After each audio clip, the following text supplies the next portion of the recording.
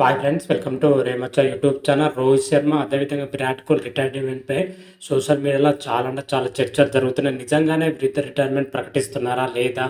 అదేవిధంగా మన టీమిండియా మాజీ కోచ్ రవి శాస్త్రి మాత్రమైతే వీళ్ళ రిటైర్మెంట్ పైన కీలకంగా స్పందించడం జరిగింది. వీటితో పాటు చాలామంది మాజీ క్రికెటర్లు అయితే కొన్ని స్పందన అయితే చేయడం జరిగింది. వీటన్నిటి గురించి పూర్తి డీటెయిల్ తెలుసుకునే ముందు మా ఛానల్ అయితే సబ్స్క్రైబ్ చేసుకోండి. పక్కన ఉన్న బెల్ ఐకాన్ మాత్రమైతే క్లిక్ చేసి పెట్టుకోండి.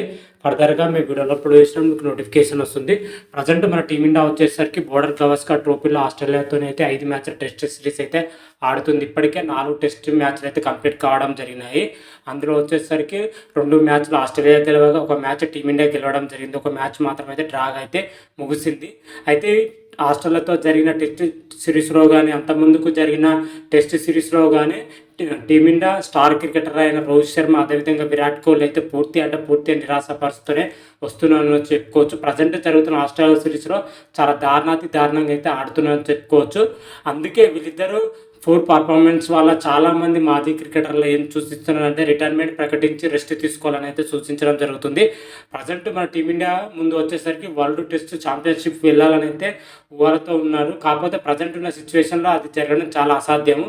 కాకపోతే వీళ్ళిద్దరి పైన మాత్రమైతే తీవ్ర స్థాయిలో మాజీ క్రికెటర్లు కానీ, క్రికెట్ ఫ్యాన్స్ కానీ తీవ్ర స్థాయిలో ఫైర్ అవుతున్నారు. వీళ్ళ ప్రజెంట్ జరుగుతున్న బోర్డర్ గవస్కర్ ట్రోఫీలో ఇప్పటి వరకు రోహిత్ శర్మ 3 టెస్ట్ మ్యాచ్లు అయితే ఆడడం జరిగింది.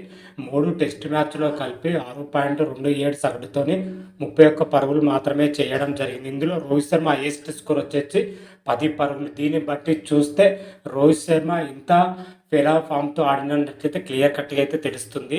అదేవిధంగా విరాట్ కోహ్లీ వచ్చేసరికి తొలి టెస్ట్లో ఒక సెంచరీ మాత్రమే చేయడం జరిగింది. దడప విరాట్ కోహ్లీ అయితే ఒక మాదిరిగా అయితే రాణించడం జరిగింది. కాకపోతే ఇద్దరు ప్లేయర్లు విఫలమవడంతోనే ఇప్పుడు రిటైర్మెంట్ తీసుకోవాలని అయితే సోషల్ మీడియా వేదికగా కానీ, అదేవిధంగా టీమిండియా మాజీ క్రికెటర్లు అయిన ఇర్ఫాన్ పఠాన్తో పాటు చాలామంది క్రికెటర్లు అయితే రిటైర్మెంట్ తీసుకోవాలని అయితే సూచించడం జరిగింది. అయితే సిడ్నీతో జరిగే 5వ టెస్టు తర్వాత రిటైర్మెంట్ ప్రకటించే అవకాశాలు ఎక్కువగానే కనిపిస్తున్నట్లయితే తెలుస్తుంది. పూర్తి నిర్ణయం వచ్చేసరికి రోహిత్ శర్మ విరాట్ కోహ్లీ పైన ఉంటుందని అయితే మాజీ క్రికెటర్లు అయితే చెప్పడం జరిగింది. కాకపోతే రోహిత్ శర్మ దృష్టిలో వచ్చేసరికి డబుల్ టీస్ ఫైనల్ టీమిండియా చేరితే డబుల్ టీస్ ఫైనల్ తర్వాత రిటైర్మెంట్ ప్రకటించాలని అయితే రోహిత్ శర్మ ఆలోచన ఉన్నట్లయితే తెలుస్తుంది. అదేవిధంగా విరాట్ కోహ్లీ వచ్చేసరికి ఇంకో కొద్ది రోజుల పాటు అయితే టెస్ట్ క్రికెట్ ఆడాలని అయితే చూస్తున్నాడు. మరి చూడాలి వీళ్ళు బోర్డర్ గవస్కర్ ట్రోఫీలో టెస్ట్ సిరీస్ తర్వాత రిటైర్మెంట్ ప్రకటిస్తారా లేదా అని అయితే ప్రజెంట్ వాటికైతే ఎటువంటి క్లారిటీ అయితే లేదు. కాకపోతే వీళ్ళిద్దరు విరాట్ కోహ్లీ అదేవిధంగా రోహిత్ శర్మ రిటైర్మెంట్ల పైన అయితే టీమిండియా మాజీ కోచ్ రవి శాస్త్రి మాత్రమైతే స్పందించడం జరిగింది. రవి శాస్త్రి వచ్చేసరికి విరాట్ కోహ్లీ ఇంకా 2 నుంచి 3 ఏళ్ల పాటు అయితే క్రికెట్ ఆడే అవకాశం అయితే క్లియర్ కట్గా అయితే కనిపిస్తుంది. ప్రజెంట్ ఆయన ఫిట్నెస్ కానీ అదేవిధంగా అన్ని విభాగాల్లో స్ట్రాంగ్గా ఉన్నాడు. కాకపోతే బ్యాటింగ్లో కొంచెం విఫలమవుతున్నాడు.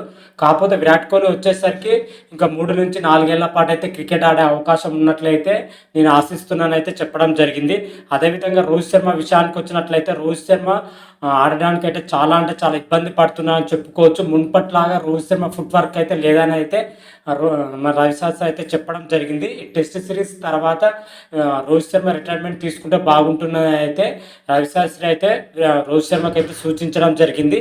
వీటితో పాటు చాలామంది క్రికెటర్లు అయితే టీమిండియా స్టార్ క్రికెటర్లు అయిన విరాట్ కోహ్లీ, రోహిత్ శర్మ రిటైర్మెంట్ తీసుకోవాలైతే చెప్పడం జరిగింది. వీటన్నిటి సినారియో ప్రకారం చూసుకుంటే మరి రోహిత్ శర్మ అదేవిధంగా విరాట్ కోహ్లీ రిటైర్మెంట్ ప్రకటిస్తారా లేదా అనేది అయితే చూడాలి. దీని నుంచి పూర్తి క్లారిటీ రావాలంటే ఆస్ట్రేలియాతో జరగబోయే 5వ టెస్ట్ వచ్చేసరికి సిడ్నీ వేదికగా జనవరి 3 నుంచి అయితే జరుగుతుంది. జనవరి 3 నుంచి 7 వరకు అయితే టెస్ట్ సిరీస్ అయితే కంప్లీట్ అయిపోతుంది. అప్పుడు క్లియర్ కట్గా అయితే తెలిసిపోతుంది వీళ్ళిద్దరు రిటైర్మెంట్ ప్రకటిస్తారా లేదా ఇంకా కొన్ని రోజులు టెస్ట్ సిరీస్ కొనసాగిస్తారనేది అయితే అప్పుడైతే మనకు క్లారిటీ రానుంది.